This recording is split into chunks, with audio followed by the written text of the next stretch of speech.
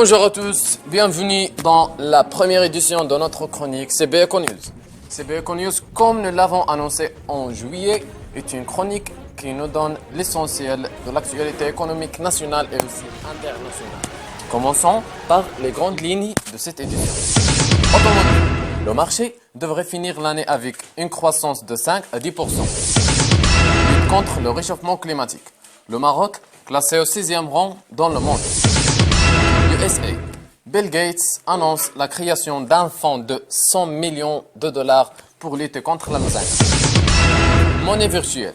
Mise en grande conjointe du ministre Banque Amarib et autorité marocaine des marchés de capitaux.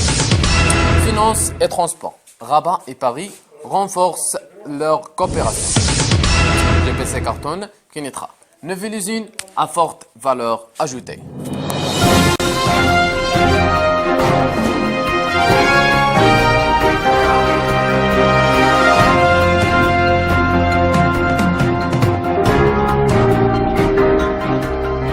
Passons maintenant aux États-Unis.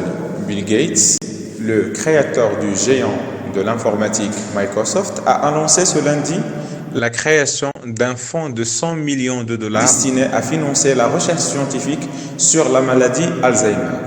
Le créateur et le directeur du géant de l'informatique a souligné que plusieurs membres de sa famille sont atteints de cette maladie et que c'est une maladie terrible qui détruit la vie de ceux qui l'ont et leurs proches. Selon l'Organisation mondiale de la santé, 47,5 millions de personnes seraient atteintes de démence dans le monde et 60 jusqu'à 70% de ces cas seraient liés à la maladie d'Alzheimer.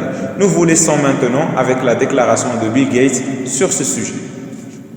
It's your brain deteriorating. It really affects your basic capabilities. It's very tough. It's like a gradual death in terms of the person that you knew. There's huge costs, particularly in long-term care. In your 80s, it's almost half of people have some level of Alzheimer's.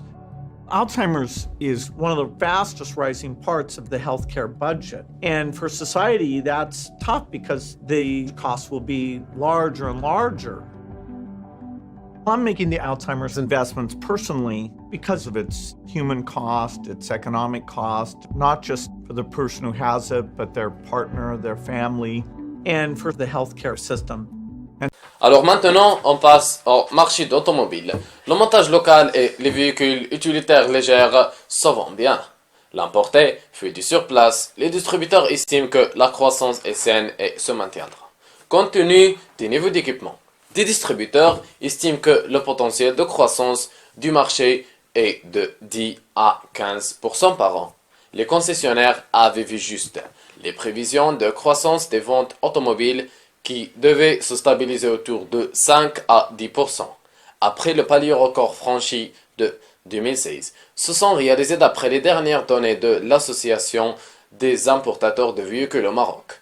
Les ventes de voitures neuves, toutes catégories confondues, ont atteint 125 254 unités à fin septembre, en hausse de 6,2% par rapport à la même période de l'année dernière. Cette augmentation est essentiellement tirée par les ventes véhicules utilitaires légers qui repartent à la hausse, notamment grâce aux fourgons et de voitures montées localement, qui progressent très bien, explique Abdelwahab Nasseri, directeur général de SCAMA. Passons maintenant à la monnaie virtuelle. La monnaie virtuelle, comme vous connaissez, qui connaît son apogée dans le monde comme le fameux Bitcoin. Ce mardi, l'autorité marocaine des marchés de capitaux, Banque Amarib et aussi le ministère des Finances ont publié un communiqué conjoint dans lequel ils présentent une mise en garde concernant les dangers et les risques de l'usage de cette monnaie. Le communiqué, qui a été publié dans la presse, mentionne plusieurs risques. D'abord, l'absence de protection du consommateur due à l'absence de la protection réglementaire pour couvrir les pertes en cas de défaillance des plateformes d'échange. Alors, dans ce cas, personne ne peut dédommager l'utilisateur ou bien l'usagère. Deuxième risque, associé à l'utilisation de la monnaie virtuelle, c'est l'absence d'un cadre juridique de protection spécifique aux usagers en rapport avec les transactions effectuées, surtout en cas de vol ou de blanchissement. Le rapport note aussi la volatilité du cours de ces monnaies sur les marchés par rapport à une devise qui a un cours légal. Maintenant, on passe aux infos sur le climat. Le Maroc, classé au 6e rang dans le monde dans la lutte contre le réchauffement climatique. Selon Climate Change Performance Index, dont le rapport a été publié mercredi 15 novembre, le Maroc est classé au 6e rang mondial pour la lutte contre le réchauffement climatique. Elle est précédée par la Lituanie 4e, la Suède 5e et devance la Norvège 7e et la Grande-Bretagne 8e. Les 3 premiers rangs du classement ont été laissés vides puisqu'aucun pays ne fait assez pour prévenir les dangers du changement climatique. En Afrique et dans le monde arabe, le Maroc est le premier avec un score de 68,22. Taux bas d'émissions de gaz à effet de serre. Développement des énergies renouvelables, politique publique prenant en considération les défis climatiques du pays sont parmi les raisons avancées expliquant le classement du Maroc. Rabat et Paris renforcent leur coopération.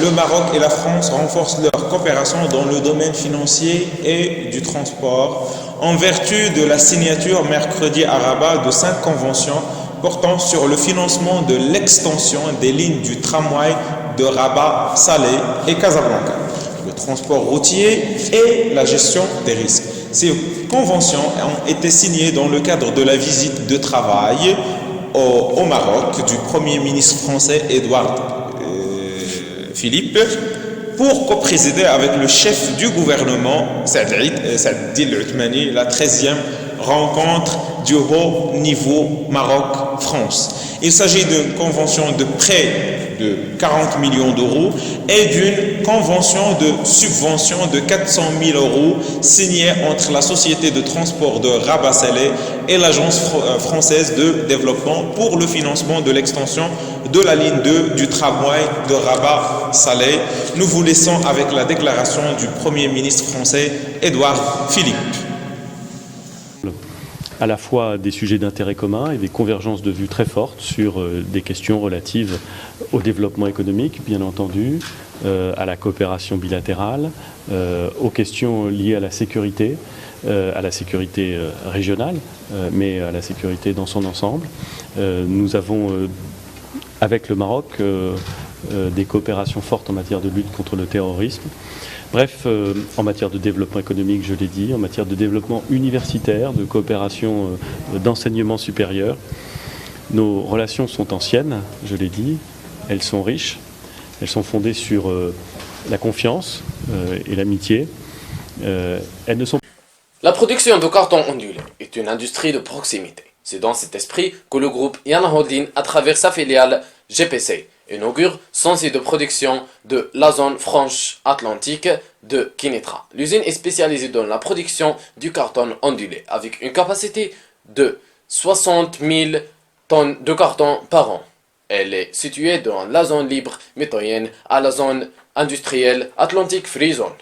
Le site de GPC s'étend sur une superficie de 5 hectares. La construction a mobilisé de 500 millions de dirhams, 20% provenant du groupe et 80% de banques marocaines. Le carton ondulé qui sortira des chaînes de production sera dédié principalement au secteur automobile et à l'agriculture. Alors, nous vous laisserons avec la déclaration de Monsieur Mounir El-Bari, directeur général du GPC. GPC vient de lancer un investissement d'envergure sur la ville de Kénitra et spécialement sur la zone industrielle Atlantic Free Zone, là où Peugeot s'installera, Inch'Allah, en 2019. Donc il s'agit d'une usine de carton ondulé pour accompagner surtout l'essor de l'industrie de l'automobile qui au début s'est installée à Tanger et que GPC livrait à Tanger depuis Kénitra. Mais aujourd'hui, avec l'arrivée d'un deuxième constructeur sur Kénitra, GPC a décidé de lancer un investissement d'envergure pour accompagner le développement de l'industrie marocaine en général et de l'industrie de l'automobile en particulier. Donc il s'agit d'une usine de carton qui aura une capacité de 60 000 tonnes à peu près et qui portera la capacité GPC de 150 000 tonnes à 230 000 tonnes. Aujourd'hui, GPC a commencé à se spécialiser sur l'emballage destiné aux équipementiers de voitures. Et le secteur d'automobile a besoin d'industriels de carton pour accompagner